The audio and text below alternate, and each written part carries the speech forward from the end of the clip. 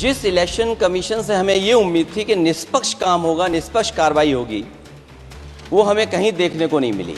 और पूरी भारतीय जनता पार्टी ने यह तय किया था कि समाजवादी पार्टी यहां से नहीं जीतेगी, यहां से भारतीय जनता पार्टी जीतेगी। और पूरा प्रशासन इस बात पे लगा हुआ था कि कोई भी वोटर घर से न निकले। हमने ऐसा देखा जहां पर पूरा पुलिस प्रशासन, भारतीय जनता पार्टी की सरकार ये कोशिश में लगी थी कि मतदाता बाहर न निकले, और पहली बार भारतीय जनता पार्टी वहां से चुनाव लोकसभा का जीती।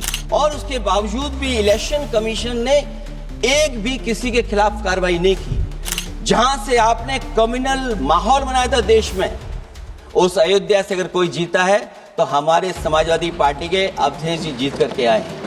लेकिन जिस संस्था की जिम्मेदारी है निष्पक्ष रहना, वो आखिरकार संस्था निष्पक्ष क्यों नहीं है, सवाल ये है। संसद के अंदर वो आज हुआ जिसकी किसी को उम्मीद नहीं थी। अखिलेश यादव ने चुनाव आयोग और भाजपा को ऐसी बातें सुनाई हैं कि सदन में कुछ देर के लिए एकदम से सन्नाटा छा गया। क्या कहा अखिलेश ने? क्या भाजपा जवाब दे पाई? क्या वाकई चुनाव आयोग की निष्पक्षता पर सवाल खड़े हो रहे हैं? आज इस पूरी बहस का सबसे बड़ा और बेबाक विश्लेषण देखने वाला है। लोकसभा में चुनाव सुधारों पर चर्चा के दौरान अखिलेश यादव अचानक आक्रामक हो गए। उन्होंने सीधे भाजपा और चुनाव आयोग को निशाने पर लिया। अखिलेश ने यूपी के रामपुर उपचुनाव का उदाहरण दिया और कहा कि यहां प्रशासन का खुला दखल दिखा।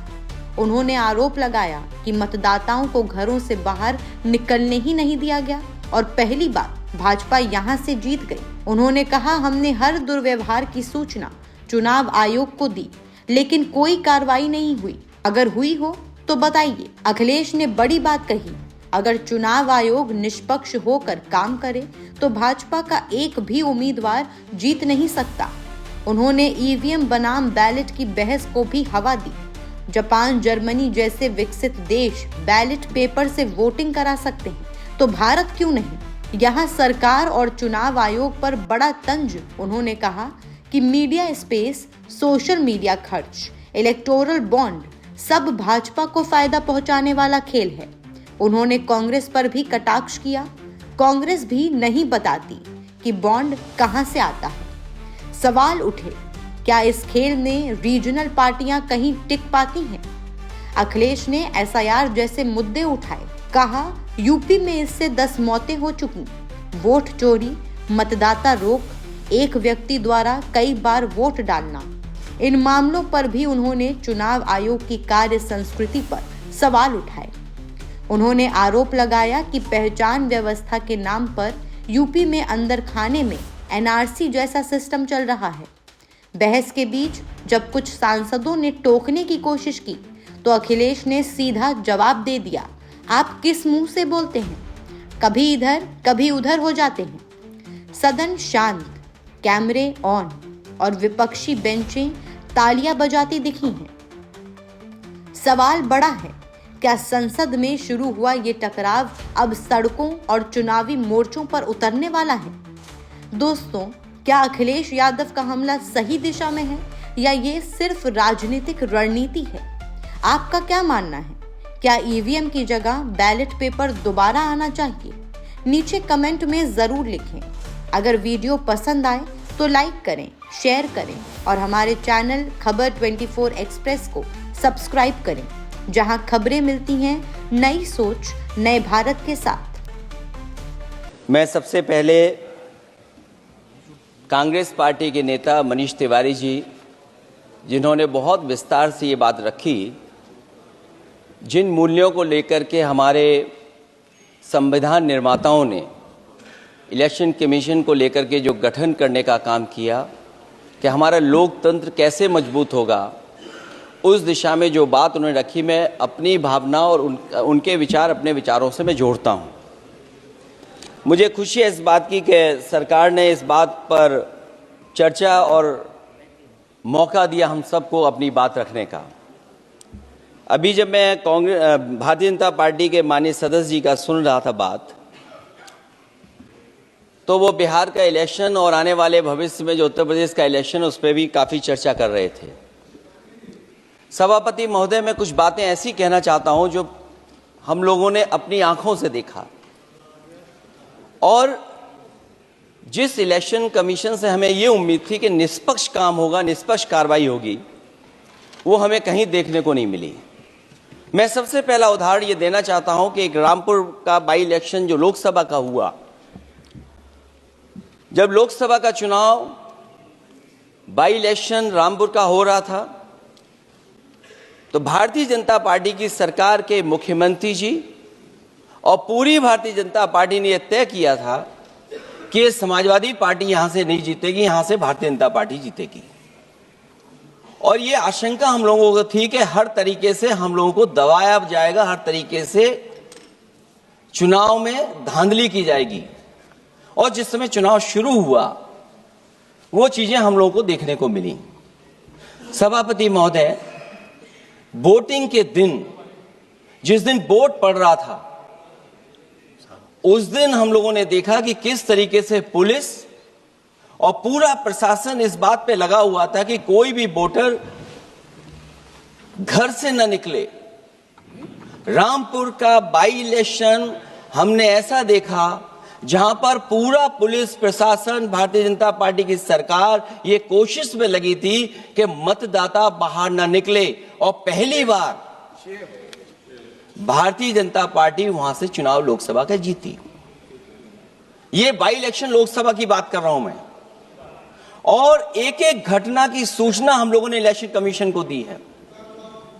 एक एक घटना के पुलिस क्या कर रही है, पुलिस कहां बैरिकेडिंग लगाई है, पुलिस कहां रोक रही है, कौन पुलिस का अधिकारी कहां जा रहा है, डीएम क्या कर रहे हैं, कमिश्नर क्या कर रहे हैं। और उसके बावजूद भी इलेक्शन कमीशन ने एक भी किसी के खिलाफ कार्रवाई नहीं की। अध्यक्ष महोदय, जब हम ये बात समझ गए कि इलेक्शन कमीशन बायस्ड है, अध्यक्ष महोदय, ये जो नए नए लोग इधर से उधर खिसक गए हैं, या ना बोले तो अच्छा ही है।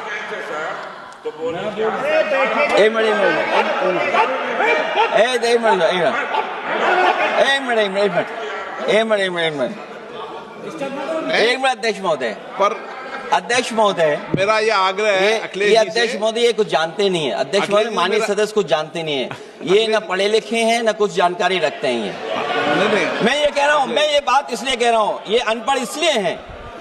अध्यक्ष महोदय, मैं ये बात इसलिए कह रहा हूं कि जो जो घटनाएं मैं बता रहा हूं, मैंने एक एक घटना इलेक्शन कमीशन को टैग किया है, एक एक वीडियो इलेक्शन कमीशन को दिया है, एक एक पत्र लिखा है इलेक्शन कमीशन को। अगर एक भी कार्रवाई की हो तो मुझे बता दें, अगर ये जानते हो। और दूसरा, मैं अध्यक्ष महोदय, मैं दूसरा बताना चाहता हूं आपको। अध्यक्ष महोदय, चुनाव जीते जाते हैं, हारे जाते हैं। कभी कोई चुनाव जीतता है, कभी कोई चुनाव जीतता है। एक समय था जब हम लोग कांग्रेस पार्टी से लड़ते थे, और एक समय आ गया कि जब हम आपसे लड़ रहे हैं चुनाव। कभी ये जीतते हैं, कभी वो जीतते हैं, कभी मैं जीतता हूं। एक समय था अध्यक्ष महोदय, मैं 5 लोकसभा का सांसद था यहां। इस बार हम लोग भारतीय जनता पार्टी को दूसरे नंबर करके सबसे 1 नंबर पे समाजवादी पार्टी आई। और अध्यक्ष महोदय, ये जहां से आपने कम्युनल पॉलिटिक्स शुरू की थी, जहां से आपने कम्युनल माहौल बनाया था देश में, उस अयोध्या से अगर कोई जीता है तो हमारे समाजवादी पार्टी के अवधेश जी जीत करके आए हैं। ये चुनाव जीते जाते हैं, हारे जाते हैं, लेकिन जिस संस्था की जिम्मेदारी निष्पक्ष रहना, वो आखिरकार संस्था निष्पक्ष क्यों नहीं है, सवाल ये है। और सवाल मैं यहां से उठाता हूं बाई इलेक्शन का। मैं 3 बाई इलेक्शन का उदाहरण देना चाहता हूं आपसे अध्यक्ष महोदय। नहीं, बाई इलेक्शन पर चर्चा नहीं हो रही। नहीं, नहीं, जब तक आप अध्यक्ष महोदय चीज जानोगे नहीं, अगर मैं एग्जांपल नहीं दूंगा कि इलेक्शन कमीशन क्या कर रहा है, तो अब मैं रिफॉर्म क्या मांग करूंगा। अध्यक्ष महोदय, जब तक मैं घटना नहीं बताऊंगा, मैं पहला बाई इलेक्शन बताना चाहता हूं। ओके, मानिए आपका नंबर आ गया। अगर आप रिफॉर्म पे बात कर रहे हैं तो आपको घटनाएं क्या हुई वो बात तो करनी पड़ेगी। अध्यक्ष महोदय, मैं बाई इलेक्शन मिल्कीपुर की बात करना चाहता हूं। बाई इलेक्शन मिल्कीपुर जो अयोध्या क्षेत्र में आता है। इलेक्शन कमीशन को हम लोगों ने शिकायतें की, यहां धांधली होने जा रही है, चुनाव को हराया जाएगा। वहां की सरकार ने मिलकर के किस अधिकारी को पोस्ट करना है, किसको प्रिसाइडिंग ऑफिसर बनाना है, और हम लोगों ने रंगे हाथ पकड़ा लोगों को एक व्यक्ति को पकड़ा, वो 6 वोट के डाल के आ रहे थे। एक व्यक्ति को पकड़ा जो दूसरी विधानसभा से थे। एक मंत्री जी भाग गए जो हजारों लोगों को लेकर के उस विधानसभा में आए हुए थे। तो ये बातें मैं इसलिए बता रहा हूं कि अगर हमें रिफॉर्म करना है तो रिफॉर्म तभी संभव है जब हमारा इलेक्शन कमीशन निष्पक्ष होगा। इसलिए अध्यक्ष महोदय, मैं कांग्रेस पार्टी के सुझाव से सहमत हूं कि पहला सुझाव उन्होंने दिया है और हम समाजवादी पार्टी के लोग भी ये मानते हैं कि जो इलेक्शन कमीशन के अपॉइंटमेंट का जो तरीका है वो तरीका बदला जाए। वो कम से कम ऐसा हो, पारदर्शी हो, निष्पक्ष हो, दिखे कि हमारी भी कुछ भागीदारी है। क्योंकि जो व्यवस्था पहले थी उस व्यवस्था को अगर बदलने का काम किसी ने किया तो भारतीय जनता पार्टी ने किया है। इस व्यवस्था को बदलने का जो सुझाव कांग्रेस पार्टी की तरफ से है उस सुझाव से हम सहमत हैं। दूसरा सुझाव जो कांग्रेस पार्टी ने दिया है, थोड़े दिनों बाद सुधार आया है कांग्रेस में, इसके लिए हम उनको धन्यवाद और बधाई देते हैं। उन्होंने कहा, और अध्यक्ष महोदय मेरा भी सुझाव है कि इलेक्शन बैलेट पेपर से होना चाहिए। और इसलिए होना चाहिए कि बहुत प्रश्न लग रहे हैं, बहुत उंगली उठ रही है।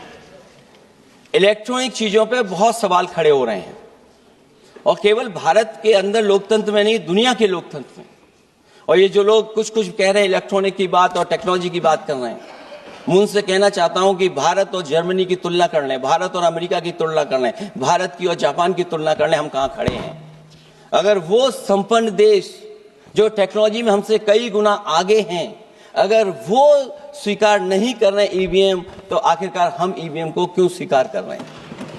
अगर उन देशों में लोकतंत्र है और बैलेट से वोट पड़ रहा है तो यहां पर भी बैलेट से वोट पड़ना चाहिए। और जो मेरी जानकारी जहां तक पहुंचती और जानकारी है मुझे, वो जानकारी ये कहती है कि जर्मनी में अगर आप ईवीएम से वोट डालेंगे तो वो अनकॉन्स्टिट्यूशनल माना जाएगा। सोचो, जर्मनी जैसा देश बैलेट पेपर से वोट डलवा रहा है, तो आखिर भारत जैसा देश हम बैलेट पे क्यों नहीं जा रहे हैं। जो रिफॉर्म की बात आई है, सबसे पहला सवाल यही है कि रिफॉर्म का मतलब क्या होता है। जब कोई चीज अपने मूल रूप स्वरूप में होती है तो उसे फॉर्म कहते हैं। जो वो मूल फॉर्म को खो बैठती है तो डिफॉर्म हो जाती है, और फिर उसी मूल फॉर्म में ले जाने का जो प्रयास होता है वो रिफॉर्म कहलाया जाता है। अध्यक्ष महोदय, सवाल ये भी है कि रिफॉर्म की जरूरत क्यों पड़ी, हमारी चुनावी प्रक्रिया खराब क्यों हुई, उसे खराब किसने किया। किसी भी चीज के खराब होने के दो कारण होते हैं। एक ये कि उसे बाहरी लोगों ने खराब किया, और एक ये कि उसके अंदर से ही किसी ने खराब किया या किसी ने अपने स्वार्थ के लिए करवाया। तो अध्यक्ष महोदय, आज ये अजीब हालत है कि बाहर से ज्यादा चुनावी प्रक्रिया अंदर से खराब हुई है।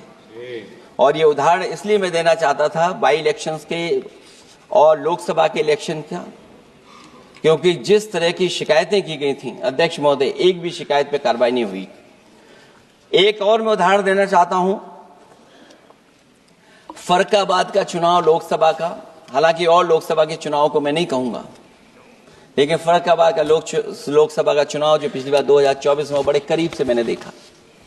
वहां के जिलाधिकारी, वहां का पुलिस का प्रशासन पूरे दिन लाठी चलाता रहा, और कभी लाइट जाती थी, कभी लाइट आती थी। जब हम लोगों ने जानकारी करने की कोशिश की कि आखिरकार क्यों हो रहा है, तो पता लगा कि उन्हें रिजल्ट बदलना है। तो उत्तर प्रदेश का इस तरह एक रिजल्ट नहीं बदला गया, कई जगह रिजल्ट बदला गया। हम इलेक्शन कमीशन के सामने खड़े रह गए कि इलेक्शन कमीशन को बताते रहे कि धांधली हो रही है, लेकिन इलेक्शन कमीशन ने कोई सुनवाई नहीं की। ये केवल लोकसभा में नहीं, मैं फिर लौट करके आता हूं, जितने भी बाई इलेक्शन हुए हैं वहां पर वोट चोरी अध्यक्ष नहीं हुई, वोट डकैती हुई है। और मैं फिर कहता हूं, जहां जहां आप लोग जीते हो बाई इलेक्शन में, अभी 27 भी आने वाला है, अगर एक भी लोग वो जो विधानसभा आप जीत करके दिखा देना, मैं on the floor of house कह रहा हूं अध्यक्ष महोदय, अगर निष्पक्ष चुनाव होगा तो एक भी भारतीय जनता पार्टी वहां पर सीट नहीं जीतने वाली है।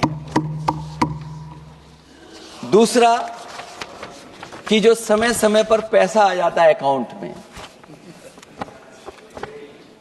ये लोकतंत्र को सबसे ज्यादा कमजोर कर रहा है। 10,000 बिहार में बांट दिए। अभी सुना है कि बहुत सारी महिलाओं ने कई जिलों में आंदोलन किया है, वो 10,000 के वादे से मुकर रहे हैं लोग। और मुझे याद है कि जिस समय उत्तर प्रदेश में मैं फ्री मोबाइल देने जा रहा था, कैबिनेट से मैंने पॉलिसी पास की थी, लेकिन यही बीजेपी के लोग चिल्ला चिल्ला करके उसको कह रहे थे कि चुनाव को इन्फ्लुएंस करने के लिए ये पॉलिसी लेकर के आए हैं, ये बांटने जा रहे हैं, और उसको रोक लगवाने का काम इलेक्शन कमीशन से किसी ने किया था, तो वो भारतीय जनता पार्टी थी। तो एक तरफ तो अपना पैसा दे रहे हैं आप, दूसरी तरफ कोई जनता के लिए अगर कोई पॉलिसी लेकर के आ रहा है उसको रोकना चाहते हैं। ये भेदभाव अगर किसी ने देखा है तो हम लोगों ने देखा है। फिर तीसरा, हम चाहते हैं कि मीडिया का जो रोल है चुनाव में, कुछ बात हम लोगों को समझ में नहीं आती।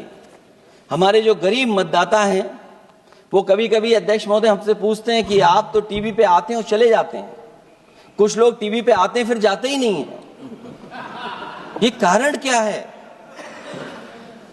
अगर इलेक्शन के समय पर हम पॉलिटिकल पार्टीज को स्पेस अगर बराबर नहीं मिलेगा तो शायद चुनाव निष्पक्ष नहीं होंगे। इसलिए अध्यक्ष महोदय, आपके माध्यम से मेरा सुझाव ये भी है कि चाहे वो प्राइवेट हो चाहे सरकारी हो, मीडिया में बराबर का कहीं ना कहीं हम लोगों को भी स्पेस मिलना चाहिए।